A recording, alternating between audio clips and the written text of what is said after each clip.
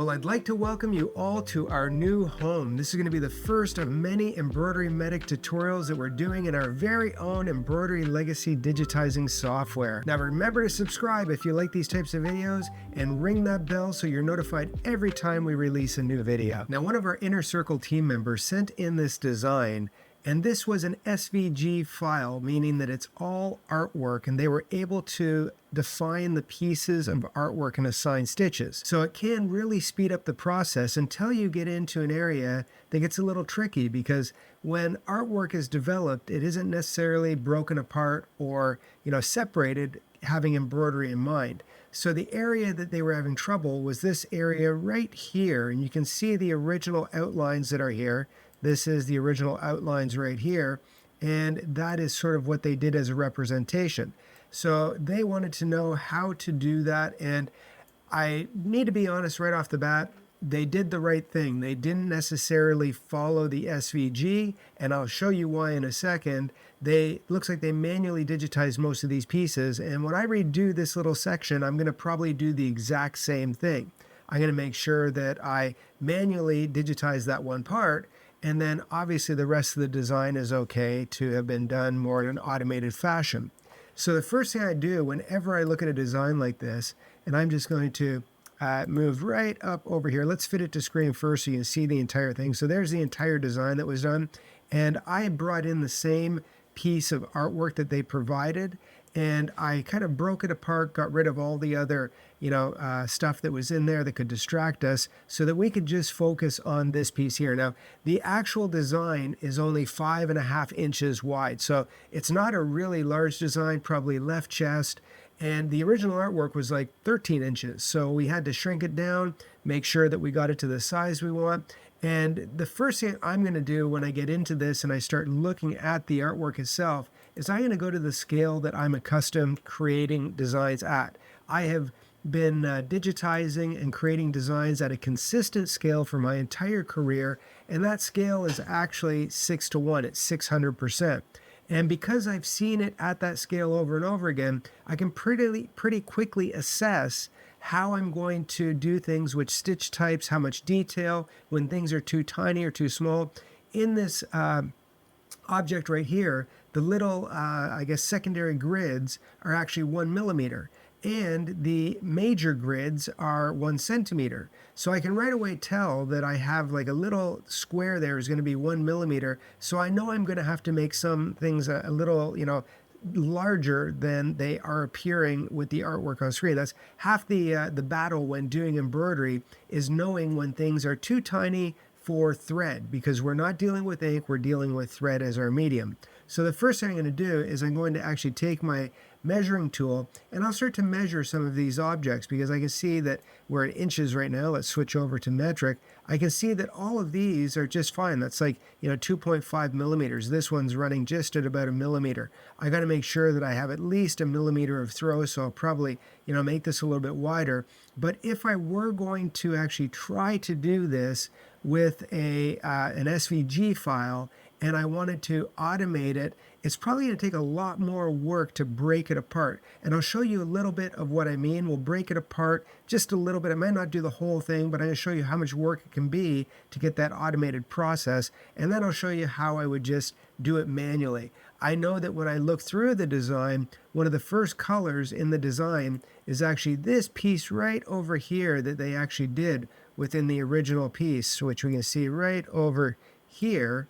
That's the original piece right here, is this one. So I'm going to do this mouth first, and I'm going to make sure I end right over here so that traveling to this piece and editing that, one little part that I'm editing in is going to actually be pretty easy. Whenever you're looking at editing a design, you want to see how the design was actually created, how the digitizer did it, and how you can best adapt, what you want to do into that design.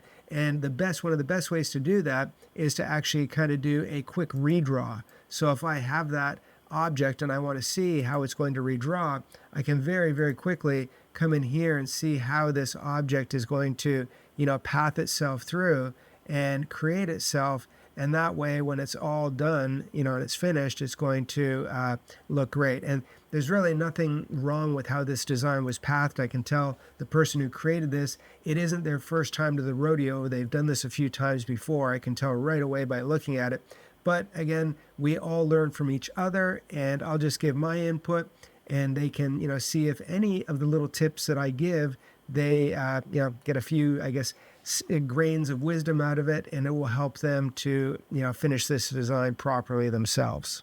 Now, the first thing I've done is I've zoomed into this artwork. It really doesn't matter if I'm at 6:1 right now because I'm not actually digitizing it. I am going to try to break it apart with my slice tool. So I'm going to grab my objects here, and I'm just going to grab a point, and I'm just going to come in and kind of put in some lines to break this apart. I'll come right to here, and then I will hit my right click, and it will actually break that apart. Then I'll continue on, and I'll start to break apart all of these little objects. I'll go straight to here, break that one apart. So now I've broken that apart. And then I'll probably come right over to here, and I'm going to grab this one, and let's just break this one apart right to there. So there's another piece. And then I would probably need to come here, and I would need to, continue on this line and start breaking apart all of these pieces, and I might kind of draw this one this way, and that would be the continuation of the teeth right there. And let's break that one apart, and then it looks like it goes all the way around to here. So I'd take this one, and let's just grab here, and I go start right here, and I'm going to grab this and continue to kind of create my own teeth over here. And then I would just go all the way, let's say, and I didn't like that one, so let's grab right here and go right over to here, and let's grab this piece and hit the right click, and then I'm going to take this one more time and break it from here over to here and break that apart. Oh, it didn't work, so let's grab it again and see if we can break that. And actually, I don't know if it will. Oh, I have to grab those two objects. So now I'm going to have to take this because it's seeing it as one object. So I'm going to go out of here.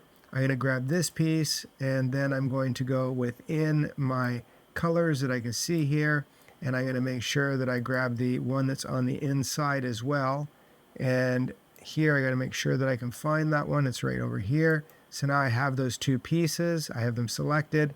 And now what I'm going to do is I'm going to come into my tools over here, and I'm going to combine them together. So now they're combined into one piece. And now that they're combined, then I can go back and choose my slice tool. So I'm going to go back to the slice tool, and I'm going to go in and slice that one piece. So this will be the last one. Let's grab over here to here, and I don't know if it's going to grab. Nope. Let's see if we can grab it. There we go. Now grab the object, go here to here, and let's just hit enter, and there we go. So that was quite a bit of work to actually kind of separate all those pieces, and now I could go in and actually, start converting them. So if I were going to do this, I would probably look at this object and say this is going to be the first piece, and I would then grab this piece right here in the center, and I would turn that into, let's say, a fill stitch, and I would put in the stitch directions. I might go something like that, and then let's do the start and stop. So let's enter, and then here is the start point and the stop point.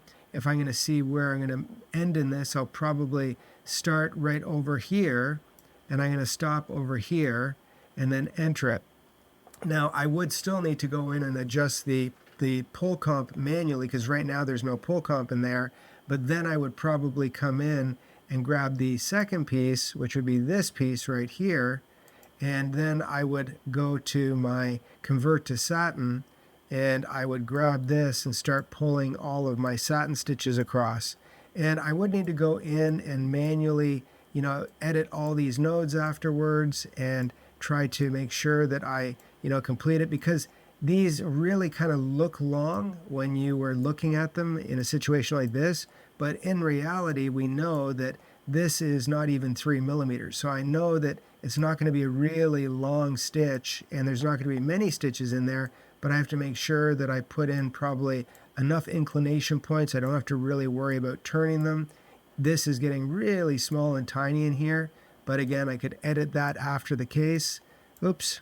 So I'm going to go back over here. If you ever go off of an object, because it is going to automatically grab the next object, you can always click back on to the object you want and finish it off. So now I know that I'm going to enter, and then I'm going to start this time right over here because that's where I ended, and I'm going to stop, let's say, right over here, and then I'm going to hit enter again, and that kind of finished that off. Now, as you can see, there's going to need to be some editing that's involved there, so it really isn't giving me what I want. And that's why if I go back and I look at this, and if I start to bring this back to the original, I'm going to bring back all of the original pieces.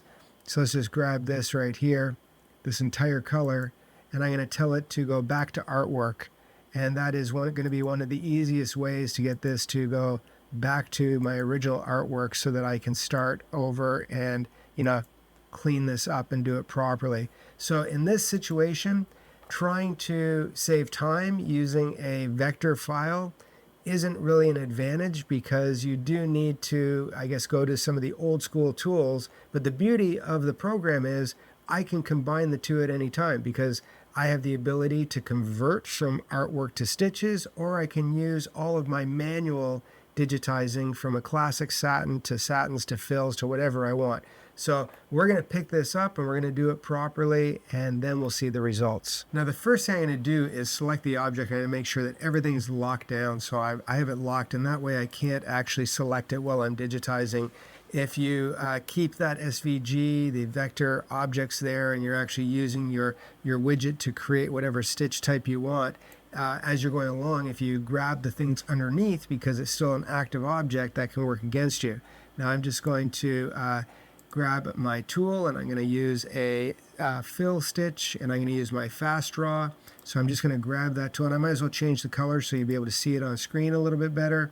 And I'm just going to put in my points, and I'm going to adjust for a little bit of compensation here now, because that's one thing when you're using SVGs, it doesn't allow for that push and pull based on the direction of the stitch you're doing. So this way I can adjust for that. I am using my mouse, which makes me a whole lot slower than using my pen. I'm usually a pen person. I like to digitize using a pen because it is much quicker, but you won't be able to see my highlighted cursor when I'm using my pen. So I'm actually slowing myself down, making sure that you're seeing the process. There is my inclination. I just go the stitch direction I want, hit the enter, start and stop is fine if I enter there, and there's my object. Now what I'm going to do is I'm going to go to my classic satin stitch, and this one only has one input, which is a line, but I'm going to start, let's say, right here, and I'm going to start putting my points in, and this is where I can kind of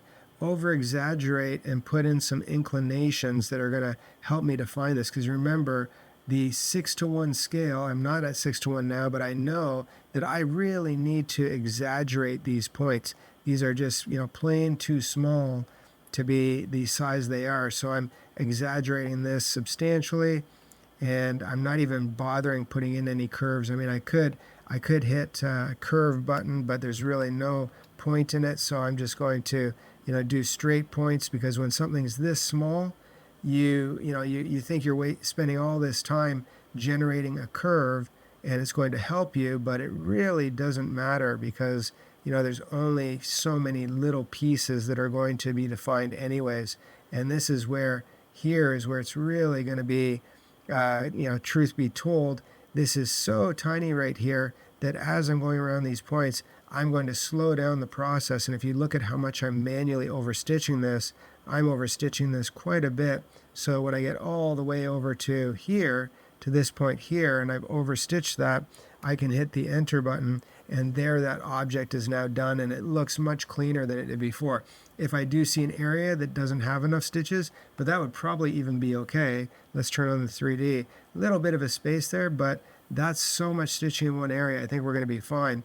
And now what I can do is I can take that, I can switch over to a run stitch. So I've switched over to my run now. So let's just go right over here and grab my run stitch instead. Here's my run. And I'm at that point right there where I finished. I'm just going to travel right up to this point right here, and I'm going to hit the enter. I'll switch to my classic satin again, and now I'm just going to start right over here, and I'm going to be putting my points down. This time I will do my curve point, come into the straight, and didn't like that one. Let's go back one. I'm going to put a point here, here. So this is my classic point counterpoint stitch, and come right to this point here, come to this one. Now this is where it's going to get really tiny, so I'm going to make sure that I'm going to exaggerate this one substantially here so it's a little bit longer. So I'm not really looking at what I see on the screen necessarily, and I'm going to make that one a little bit longer too. I'm going to put this one here.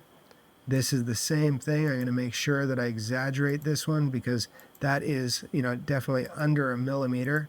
And then I'm going to come to this one, turn this point right here, make sure that I turn these stitches, and then I'm coming right to here, and let's back up on that one. And then I'm going to come over point counterpoint, get all the way to here, and then I'm going to enter it, and I've created that little object. So now I'll grab my run stitch, and we'll just run right down from that ending point right there, right to this point here. And I know that this is really tiny, so I'm going to do the same thing. I'm going to go back to my classic satin, and I'm probably going to adjust this artwork pretty much, almost completely different from what it is showing there. I'm going to make this a lot bigger and then enter that. And then this one here, same thing. I'm going to grab this one and make this one substantially wider right here. Maybe not that wide, but just something like this. And this is a curve stitch. And then I'll just bring it back all the way to here. This will give me my overlap into that other piece. And this will just go something like that and enter. And there is my objects. They are done. And I can see that they're already down at the last color because I changed the color. So I'm just going to take that and I'm going to select it, and then I'm going to edit it into the other piece of the design. Take out the bad part, put in the new part, and we should be good to go. So now all we're going to do is grab that little piece that we created. I'm going to grab it and I'm going to put it right over top, and I left that little piece of the SVG there, which is kind of handy because it's really a good little guideline to see if I'm, on the mark. So I'm going to come in here and just kind of take a peek at that. Looks fine. I'm just going to now grab this piece here. Let's just minimize that so that we can actually see all of it. I'm going to grab this one instead, and I'm going to slide this one up in the order so it's right in between the first color and that red. And then all I have to do is grab both of those, and I'm going to make them one color. So now I have all of the red done. Let's just unselect that, and I'm going to go all the way down to the bottom, and I'm just going to get rid of this one little SVG that's there. And now that is it. It looks pretty good. This one should sew out a lot better, and it should actually look a lot cleaner, and we just added it in manually. So with this type of thing, you just have to know when to use the automated tools and when to use the manual tools.